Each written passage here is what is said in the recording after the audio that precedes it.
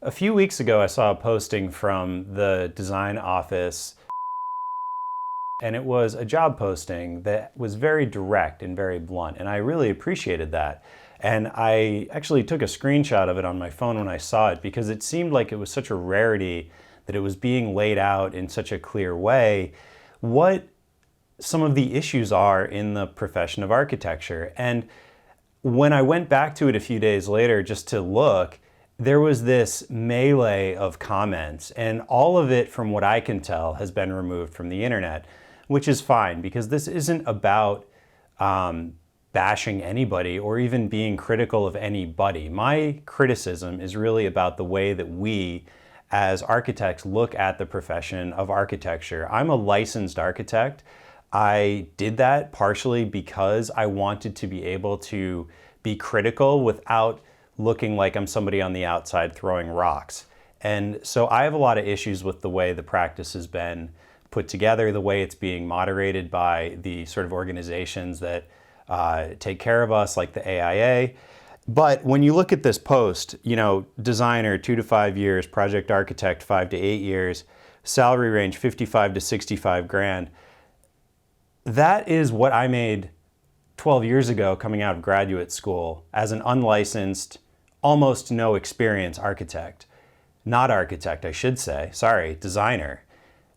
It's really, really interesting sort of how the conversation evolved. And when I'm looking at the other things, creative and international environment, innovative and exciting projects, responsibility and opportunity to grow, horizontal structure, healthcare contribution, yada, yada. A lot of that stuff is pretty standard, but the salary range, personally, I find insulting. And this is not, again, to be bashing on. I've gotten to know a bit when I was in graduate school because he was co-teaching with Rui Nishizawa of Sana, a graduate studio I was in. I went to Japan with him for about a week and a half. He's not someone I've kept in touch with. He's not someone that I would say I know very well, but we did spend a bit of time together. And I also know some of the people who actually at least used to work in his office. And so the reason I'm commenting on this is because it's a really interesting example of, I think, where we have issues, and they were actually also encouraging the conversation to sort of continue, which is part of the reason why I think it's a little odd that it was all removed from the internet, from what I can tell. But some of the comments that I did see were actually from somebody I went to school with, and she had mentioned that, who can actually work, they're in Brooklyn, so who can actually work and live in New York for that amount of money? And the answer is rich people, people who don't need the money, more or less, because I can certainly say, full disclosure, when I was paid $55,000 coming out of graduate school, that actually felt like more than even some of the people I knew were being offered or being paid. I was losing money every month. I remember very clearly doing like a very back of the envelope budget, probably sitting at my office job. And it was like, it came out at like negative $300, as in I was losing a few $100s a month. And that's about what it felt like, because every month the question was like, how am I not even able to cover my basic expenses and even just a little bit of money to go out? I was 29 years old. This is again like 13 years ago. And so for the salaries to have effectively not moved very much is not only disappointing, but also knowing the way that a lot of these offices work, you are going to get worked to the bone. You are going to be putting in 60, 70, 80 hours a week probably, just because that's, quote unquote, the culture. And that sort of brings me to exactly what I want to talk about, which is the culture that architects are perpetuating for their own profession. We are always talking about, is it okay for people to go and work for free for a summer? Free internships.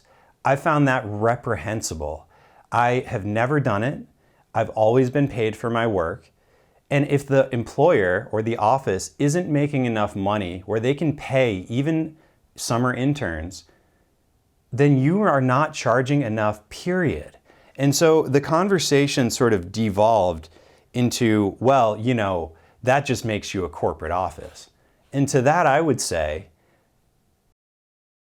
like, frankly, because I'm running a one-person studio. I have a lot of subcontractors who I work with and pay, of course, in fact, pay probably above market. My general way of hiring subcontractors is asking them what they think they should be paid. And as long as it's not sort of out of whack, and I have my own thoughts on what that should be, I want people to be motivated to answer the phone when I call them, not feel like they're being some sort of free summer intern. What a gross way to operate. Why are we even letting that happen? Who can do that? It goes back to the same answer that one of my friends posted, which is people who don't need the money, people who can work for 3 months, live somewhere, who knows where, in New York City, and not be paid. I don't know what sort of a business that is. It certainly isn't a good business. It may be producing architecture that has some sort of a noteworthy value to it, but damn if that's not a big sacrifice on all of our parts. And I'm talking about everybody in the industry.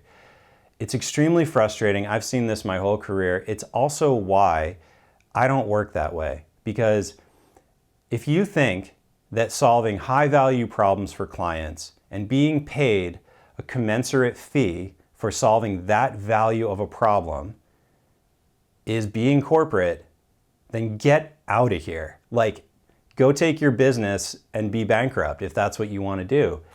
But goodness gracious, like, how is that your definition of being a lame corporate office, quote unquote? And by the way, I have a lot of friends who've moved out of sort of like the design studio model, or like the husband and wife model, or like the, we work you, hey, by the way, it's Friday at 4:00. Can you be here tomorrow on Saturday morning? I'll get coffee. It's like, talk about having a negative impact on your whole life. I've seen it, I've lived it, and that's why I don't do it. And that's why I charge my clients a reasonable fee for me to be able to support myself and my family, to not be working 100 hours a week. And nobody has a problem with it, because the way we're looking at it is we are identifying a very valuable problem, something that will propel their business forward, make a big difference in their life, in their business's life, in their ability to succeed, to thrive. And that seems to be what we should be focusing on. But none of that is ever talked about in graduate school at all. I would say Paul Nakazawa, who I know now does work with the Mass Design Group, among other very well-known architects, he was really the first person who started talking to me about the idea of having an identity as a business in architecture. And he's an interesting guy because he's an architect, but he does a lot of business consulting. And again, I'm not trying to sort of, he's an extremely successful guy, so I am underselling his credentials and his successes, I can guarantee that. But my whole point is, why are we doing this to ourselves? And it really is chopping each other off at the ankles in a sort of race to the bottom. Again, I'm not doing that. I'm not trying to compete with other architects, period.